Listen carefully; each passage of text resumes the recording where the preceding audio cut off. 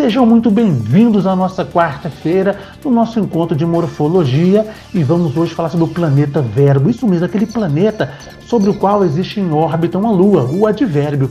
Vamos ver hoje o aspecto da classificação desse planeta, o planeta Verbo. Então, vamos lá! E aí, pessoal do universo da língua portuguesa, sejam muito bem-vindos. Eu sou o professor Giovanni Dias e hoje a nossa aventura vai ser épica. A gente vai embarcar numa jornada para desvendar um dos astros mais brilhantes e, vamos combinar, complexos da nossa galáxia gramatical, o planeta Verbo. Então, atenção, exploradores. Peguem o seu manual de explorador. Esse aqui é o nosso briefing de missão, a nossa convocação oficial para essa expedição.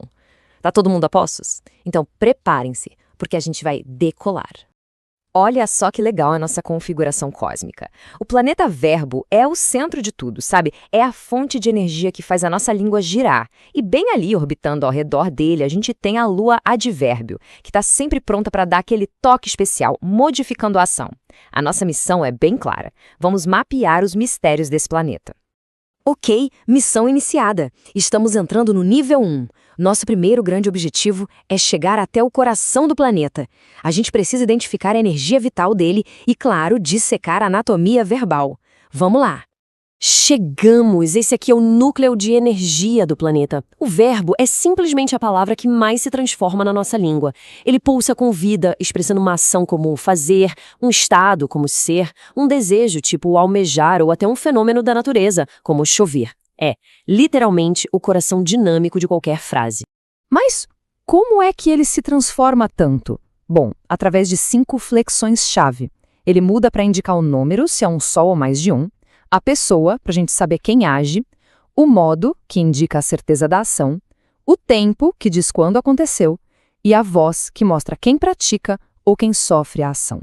Essa capacidade de se adaptar que o torna tão poderoso. Para entender de verdade esses seres verbais, a gente precisa ir fundo. A gente precisa mapear o DNA deles. Todo verbo, sem exceção, cada habitante desse planeta, é formado por 3 partes essenciais. É a estrutura genética deles. Então vamos lá. Primeiro, o radical. É a essência, o código genético que carrega o significado principal, tipo cant em cantar. Depois vem a vogal temática. Pensa nela como uma ponte que conecta o radical ao resto e já define a qual família o verbo pertence. E, por fim, as desinências, que são os marcadores que informam quem, quando e como a ação rolou. Uma anatomia perfeita, né? É isso aí! Nível 1 concluído com sucesso. Agora, vamos avançar para o nível 2. Nossa exploração agora foca nas famílias reais, os 3 grandes reinos onde todos os habitantes do planeta Verbo vivem. E esses são os estandartes dos 3 reinos. As conjugações são definidas pela vogal temática. A primeira família é a terminada em AR, como em amar. A segunda em ER, como em comer.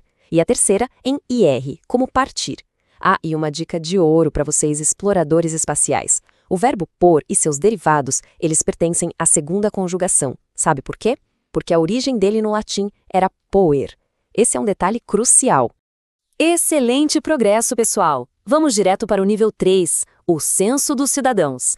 Agora, a nossa missão é como a de um biólogo. A gente vai classificar as diversas espécies que habitam o planeta Verbo, das mais comuns até as mais exóticas. Dá uma olhada nesse perfil geral dos habitantes. É como em qualquer sociedade, né? Tem os cidadãos que seguem as regras direitinho, tem os rebeldes e tem até alguns com umas características bem peculiares. Vamos catalogar cada um deles agora. Vamos começar pelos regulares. Pensem neles como cidadãos modelo, sabe? Aqueles que seguem as regras à risca. O radical deles nunca muda, fica sempre intacto, não importa como a gente conjugue. Exemplos clássicos: amar, vender, super previsíveis e confiáveis. E em total contraste, a gente tem os irregulares, os verdadeiros rebeldes do planeta. Eles adoram mudar as coisas, alterando o radical ou as desinências. Pega o verbo fazer, que vira faço ou fiz. Ou dizer, que se transforma em digo.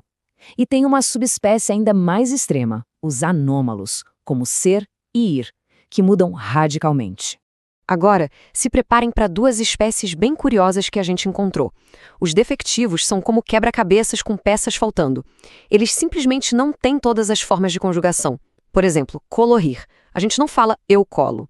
Já os abundantes são o exato oposto. Eles têm mais de uma forma, geralmente no particípio, como aceito e aceitado, ricos em possibilidades.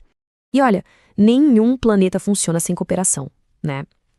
Isso nos leva a entender as equipes de trabalho e os conectores, que são essenciais para construir estruturas de frases mais complexas, mais sofisticadas. Funciona assim. Os auxiliares são a equipe de apoio, verbos como ter e haver, que ajudam a formar os tempos compostos. O principal é a estrela do show, o que carrega o significado central.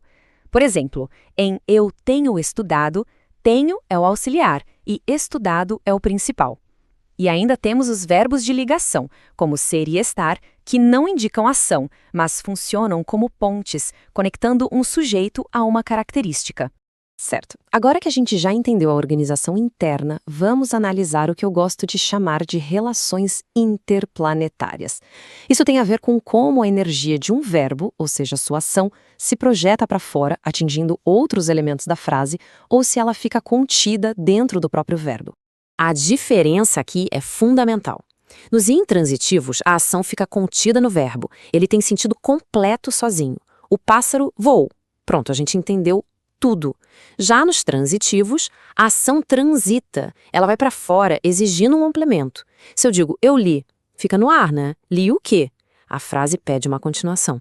E dando um zoom nesses transitivos, eles se dividem. Os diretos pedem um complemento sem preposição, como ler o livro. Os indiretos exigem uma preposição, como gostar de chocolate. E tem os bitransitivos, os mais sociáveis, que precisam de dois complementos, um direto e um indireto, como em dar o presente a ela. E para fechar o nosso censo, para completar o nosso catálogo, encontramos mais dois habitantes bem específicos.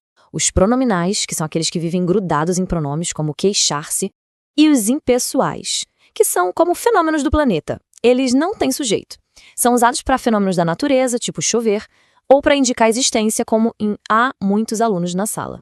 E com isso, missão cumprida, trabalho excelente, exploradores. A gente mapeou o terreno, identificou as espécies e entendeu toda a dinâmica do planeta Verbo. Dominar isso é como aprender a navegar pelas estrelas da nossa língua. Levem isso com vocês. Dominar os verbos é exatamente como aprender a navegar pelas estrelas. É compreender a essência e toda a movimentação da nossa língua. Essa é a chave para a gente se expressar com clareza, com precisão e com muita elegância. A nossa jornada por este planeta incrível termina aqui, mas a exploração da galáxia gramatical, essa nunca para. Então, fica a pergunta no ar. Exploradores, qual será a nossa próxima fronteira gramatical? A gente se vê na próxima aventura.